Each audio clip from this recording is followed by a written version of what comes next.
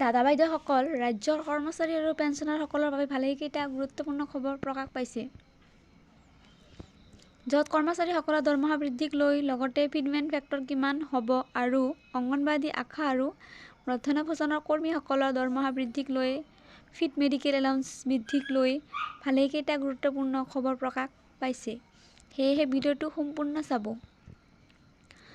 প্ৰথম খবৰটো হ'ল অষ্টম দৰমহা আয়োগৰ এইবাৰ আপোনাৰ যি দৰমহা আৰু পেঞ্চন সেয়া 50% বৃদ্ধি পাব আৰু ইয়ালৈকে পূৰ্বৰ বিত্ত সচিবে ঘোষণা কৰিছে আৰু জনা গৈছে যে এইবাৰ আপোনালোকৰ অষ্টম দৰমহা আয়োগৰ আপোনালোকে 50% বৃদ্ধি হোৱাৰ লগতে আৰু ফিডমেন ফেক্টৰ আপোনালোকৰ 2ৰ পৰা 2.26ৰ ভিতৰত থাকিব।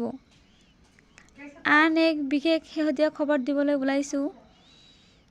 এয়া চাওক, ৰাজ্য চৰকাৰৰ অধীনৰ কৰ্মচাৰীসকলে পুৰণি পেঞ্চন লাভ কৰিব আৰু ইয়াকে লৈ পুনৰ পেঞ্চন ব্যৱস্থাৰ আওতালৈ অনা চৰকাৰী নিৰ্দেশ আৰু যাৰ ফলত 40,000 প্ৰাদেশিক শিক্ষক কৰ্মচাৰীক লৈ আশাৰ ৰেঙনি।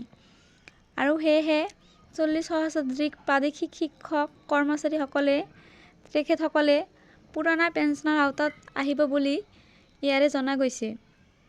আৰু আন এক খবৰ হ'ল শিৱসাগৰত অষ্টম কাৰ্যনিৰ্বাহ হোৱাত এক গুৰুত্বপূৰ্ণ আৰু এই সিদ্ধান্ত মৰ্মে বৃদ্ধ পেঞ্চন 2,000 টকালৈকে বৃদ্ধিৰ দাবী জনাইছে অসম জ্যেষ্ঠ নাগৰিক সন্মিলনে।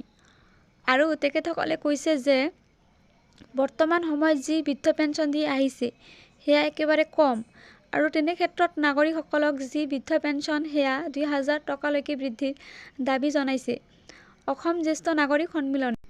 আৰু কৰ্মচাৰীসকলৰ পেঞ্চনাৰসকলে 80 বছৰ সম্পূৰ্ণ কৰিলে তেখেতসকলে 20% পেঞ্চন বৃদ্ধি হ'ব আৰু লগতে যে ফিড মেডিকেল এলাউন্সেছ সেয়াও আপোনাৰ 5,000 টকালৈকে বৃদ্ধি কৰাৰ দাবী জনাইছে।